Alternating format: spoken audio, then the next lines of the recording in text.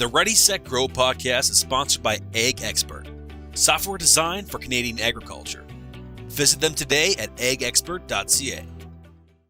Welcome to the Ready, Set, Grow podcast, where we like to showcase startup and early stage companies, as well as visit with innovators in the agriculture and food industry. Today, we're here with Joe Dales, co-founder of RH Accelerator, and special guest Mark Lahti, sales and marketing representative at UniSeeds. Mark, can you tell us a little bit about yourself? Yeah, so I started in the ag industry a number of years ago, and still fairly new in the ag industry, still learning lots, learning every day. So, and then recently took a role with UniSeed to kind of take their sales and their product to the next level, and to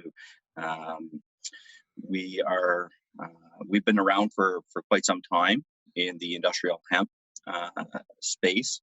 So the majority of our crop and our seeds are for grain and fiber production. And then as of just recently, within the last month, we've taken on a couple of more varieties for high CBD. And so it's been a great learning experience, and it's something that we're still in Canada. It's fairly new, and it's something that I think has a lot of potential in the near future. There's some really neat companies out there doing some really neat stuff with hemp, and especially in the fiber and in the grain side of things and the production end of it. There's still some barriers that we need to overcome, even in the industry and maybe government legislator as well. But overall, the industry has a lot of positive momentum going forward. So so that's what I'm doing right now, and it's fantastic. And UniSeeds is a great company with a lot of great people behind it. That is anything from breeding and selecting cultivars and seeing the behind the scenes of what goes on in a grain breeding facility has been great. I've been in the ag industry on the other side of things, and looking at the markets and looking at it from a little kind of afar, but getting to see the other side of the story of being in the labs and seeing people developing new seed genetics is been really interesting. So yeah. Oh, that's great. I always like hearing people taking moving into innovative new crops and new things. It's hard at the start, and once they get established, and hemp and cannabis as well, are emerging. We've got freedom to operate in Canada, so really in a lot of ways we're leading the world when it comes to developing some of these new opportunities and so on. What with a new business, new crop like this, what are the challenges that you as a business person kind of have to overcome when you're kind of in early stage, startup, scale up stage? It's a great question. There's a lot of challenges, even on the government side of things. Now, that being said, they've been great, but there's a lot of policy changes and things that still need to be done. So for instance, there may be people out there processing hemp for hemp oil. Anything from the hemp oil would be going for human consumption, cooking with it, right through into different paints and varnishes. So in processing the oil, the the secondary markets still need to be developed. So after you process the hemp, then you're left with a hemp meal, and that hemp meal, there's really no uh, good way to monetize it and sell it. It's great cattle feed, and it's great for to be added into different rations. The thing is, though, it isn't at this point approved by Canadian Food Inspection Agency to be added into those rations. So the secondary markets definitely, I think, would be a huge boost to the industry if we can, use some of those products into feed on a large scale. So those are some things. Um, uh, Always there's the question about processing and finding the supply and the demand at the same time. You're really building a marketplace. So marrying the two sides of the equation is always challenging, and finding farmers to grow hemp, but then finding the markets for them to sell that hemp and process it. We're seeing some really, really interesting, innovative products coming, and there's companies that are now processing industrial hemp for, uh, in the automotive industry for panels, um, and we're seeing it.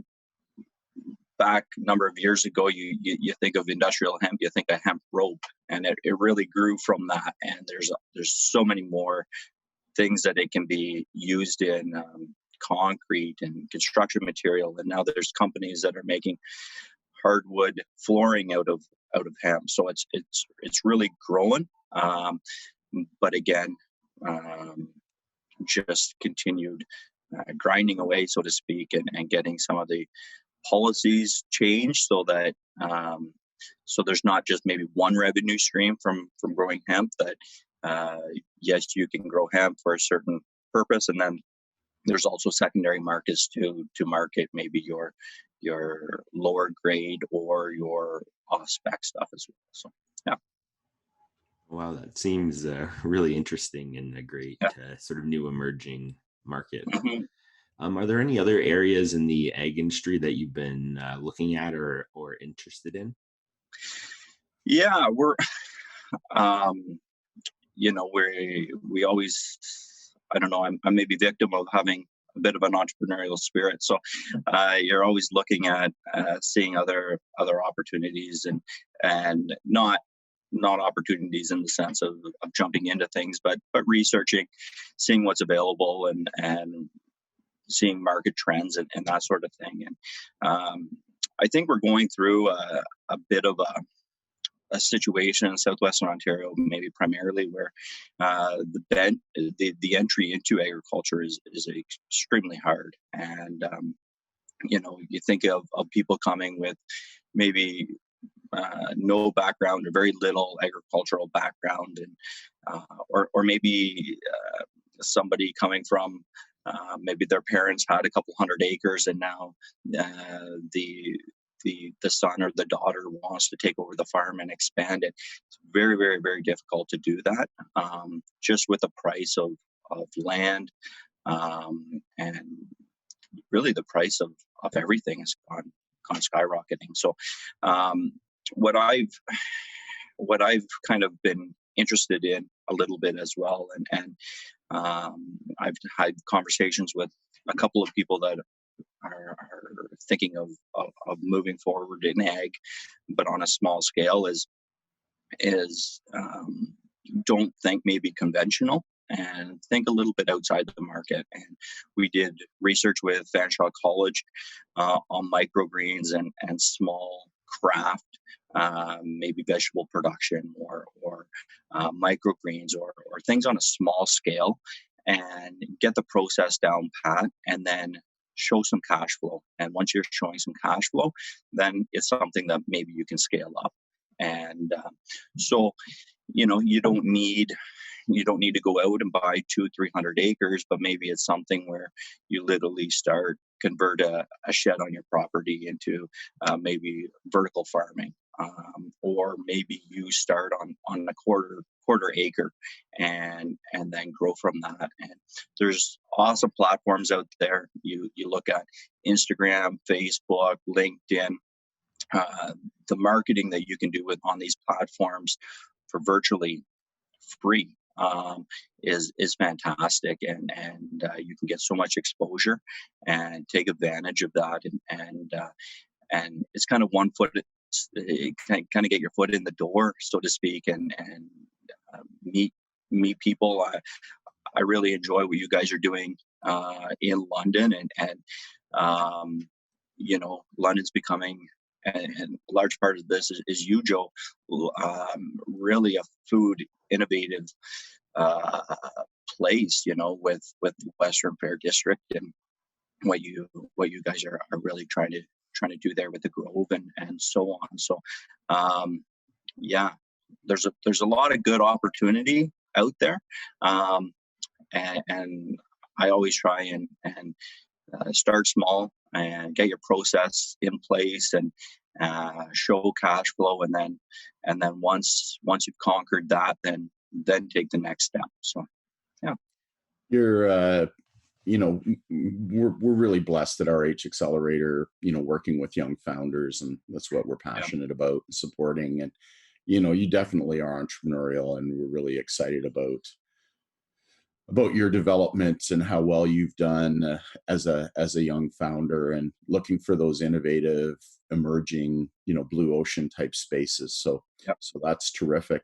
You've also pivoted and done some things. We've followed you as you owned a restaurant, you've owned several other businesses, and tried several things, learning and developing along as you go.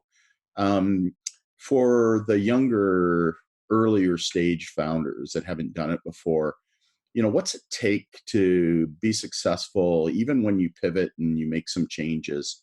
What have you learned, I guess?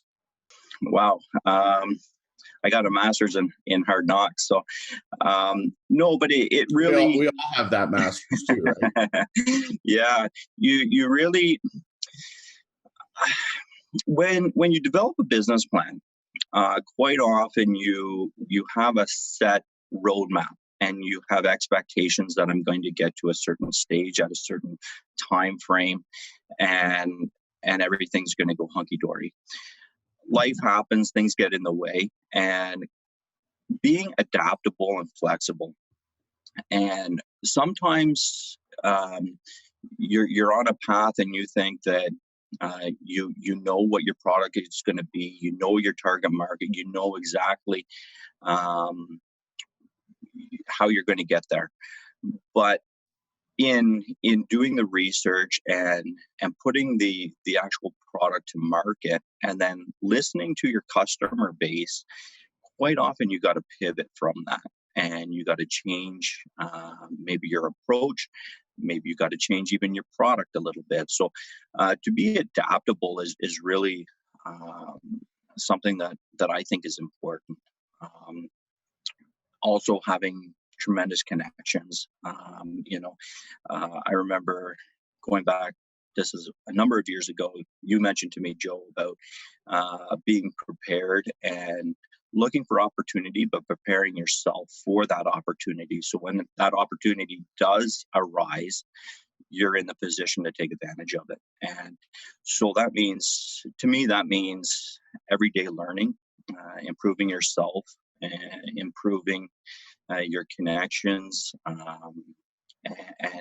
once you're in that kind of, I don't want to say frame of mind, but it almost is a frame of mind. Once you're in that zone and you're looking for opportunity, there's a lot of opportunity out there. And for ourselves, we've been a part of real estate, we've been into the restaurant industry, into agriculture. A good example of pivoting is when COVID hit, and we no longer could offer the same services in the restaurant. My wife and I sat down and had a discussion, and what are we going to do? And we started making freezer meals, and primarily my wife and her staff was making freezer meals. And then we started offering freezer meals to the community, and then start offering other products that weren't typically on our menu to the community on a takeout basis, and really that saved us, and it it was a 180 pivot to what was in our business plan. And so I think just being adaptable, and we see a lot of businesses like that. um, I was having a discussion just earlier this week with a dairy farmer not far from us, and they milk about 60 head or so, and she's a nurse but wants to get back to the farm full time. And at that scale, there wasn't a whole lot that to replace her income on the farm would be a little bit challenging. So they took the step, and they're putting a small processing plant onto the dairy, and they're going to be making cheese curds and making different products from that. And ideally, the idea is that she would replace her income and offer more of a craft niche market. And so yeah, there's always opportunity out there. You just gotta see it and then believe in it. And the hardest part is maybe taking that first step. But once you take that first step, then you're kind of addicted to it. So yeah. Yeah. I guess before we head out, is there anything else you'd want our listeners to know about? Yeah, just in agriculture, whether it's agriculture or whether it's in any other industry, having those strong connections, believing in what you're selling, and believing in your product, and just having a good overview of your business and the numbers. We're always when you look at a business plan, or when you're looking at a business, I see business plans sometimes, and it's a page, and it's scribbled on a napkin, and you know always put the banker's hat on, so to speak, when you're looking at your own business plan, and think, what would the bank ask me, and or what would a private investor ask me, or what would the industry ask of me. And once you ask those questions of yourself, you'll see that there's a lot more work to be done, and it'll lead to a more maybe enriched business plan. But then also it'll open a lot more doors. You'll have your numbers down pat, and when you are looking for those opportunities and looking to pivot, you'll be in a good place to be able to do that. So yeah, just enjoy it. It's process. It's something that I talk to a lot of younger students at Fanshawe, and just a lot of people are consumed by the Uber experience and the overnight getting to $1 billion kind of thing. But the reality is that's extremely challenging, and enjoy the ride, enjoy the process. And there's going to be peaks, there's going to be valleys, but overall it's very rewarding. And that's what we're seeing in industrial hemp too, is there's been peaks and there's valleys, but it's really a rewarding crop to grow. It's a very healthy crop. It's something that has a lot of potential uses, and it's something that I think in the coming days we're going to see a lot more acres being planted. And although we're still fairly small, I think it's something that has a lot of potential in the near future. So, yeah. No, we're proud of you, Mark. You've got the right attitude. You're inquisitive and hardworking and hustle and ambitious, and all those traits that bode well for founders. What most first-time founders don't realize, and I actually got a nice email from a young founder the other day, where he's realized, holy smoke, this is a lot harder than I thought, coming out of Yeah. business school. And, I said, you've learned first lesson. It is really hard. Yeah. 9 out of 10 fail, 9 out of 10 don't even put a business plan or try. So I think your point about getting started is the key thing. So finding a good idea or a market that you want to, be good at, getting started, but then developing yourself and your network, because it's hard to start a business, and especially one that's innovative, that's new and scale, and Yeah. inventing stuff. So when we started farms.com, was really crazy because farmers didn't even have computers. Yeah. But we got in early, we found those niches, we just kept building. We tried to put ourselves in the right place at the right time and be early versus late. Right. And I think that's where, for me, innovation strategy, although it's painful, is the right strategy, and hopefully the market will rise up to meet you, eventually. Right. So I think with hemp, you're in that good spot. Yeah, and the one thing to add to that too is totally agree. And you think of a baseball analogy, and so many people, before they enter into business, they want to hit a home run, and they want that one product that is going to knock them out of the park. Where just getting a bunt and getting onto first base, that's good enough for to start.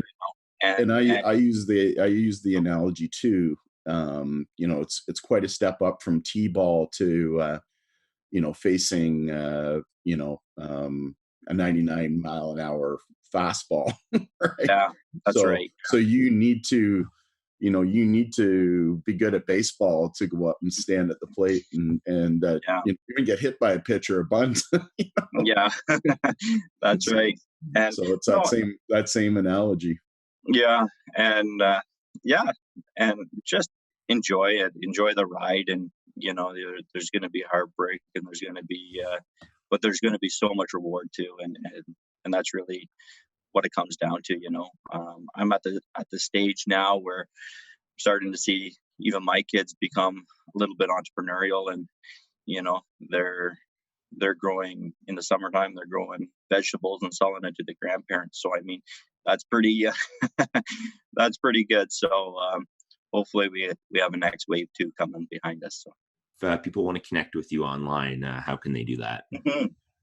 Yeah, so you can find me on LinkedIn, Mark Lahti, and you can find me on Instagram as well.